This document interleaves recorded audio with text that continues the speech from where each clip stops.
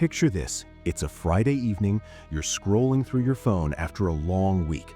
Bills are stacking up, that promotion you were hoping for feels further away than ever, and then you see the headlines. U.S. economy wobbling, job cuts spiking, markets in free fall. Your stomach drops. You think about the rent due next week, the groceries that keep getting pricier, maybe even that family dinner where everyone's whispering about layoffs. Sound familiar? I know it does, because I've been there, staring at my screen, heart racing, wondering if the ground's about to shift under my feet. What if the shaky feeling isn't just news? What if it's hitting you right now? You see, that's the moment it gets real. Not some distant Wall Street drama, but that quiet anxiety creeping into your evenings. So let's talk about it. Why the US economy suddenly looks so shaky, and more importantly, what that really means for you and me. Most of us have been sold this story that the economy's like a big, steady machine. Plug in hard work and it spits out security. But lately, it's sputtering. Inflation's cooled a bit from those wild peaks, but prices for everyday stuff like eggs, gas, rent, they're still biting harder than they should. Corporate giants are announcing thousands of layoffs, even in safe sectors like tech and finance. Consumer confidence? It's tanking. People are pulling back on spending, credit card debts ballooning to over $1 trillion. And the stock market? It's been a roller coaster, erasing gains faster than you can refresh your portfolio app.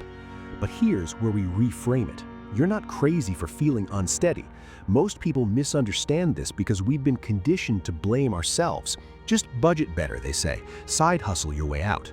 No. The truth is, these shakes aren't random. They're ripples from deeper currents we didn't see building. Think about it. For years, we've been in this low interest rate party where borrowing felt free. Governments, companies, even households loaded up on debt to keep things humming. Easy money fueled stock bubbles and housing dreams that stretched thin. Then came the pandemic shock. Supply chains snapped and central banks slammed on the brakes with sky-high rates to fight inflation. Now, that debt's heavier. Companies are trimming fat to survive higher borrowing costs, and consumers like us are feeling the squeeze first. I remember talking to a friend last month. Solid job in marketing, family of 4. He said, "Man, I finally paid off my car, but now groceries are up 30% and my rent jumped. Feels like I'm running backwards." That's not laziness, that's psychology at play. When the economy wobbles, our brains go into scarcity mode. Dopamine from that impulse buy? Gone, replaced by cortisol-fueled hesitation.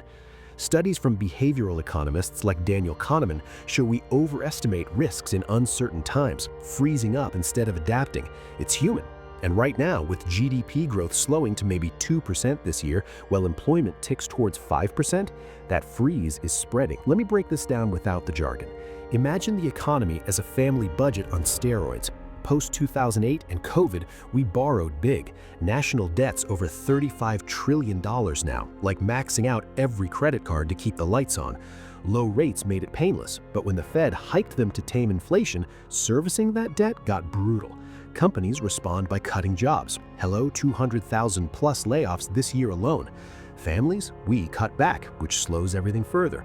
Add in geopolitical tensions messing with oil prices and trade, and suddenly that soft landing everyone hoped for feels more like a bumpy taxi ride. Real life? Take Sarah, a teacher I know in the Midwest.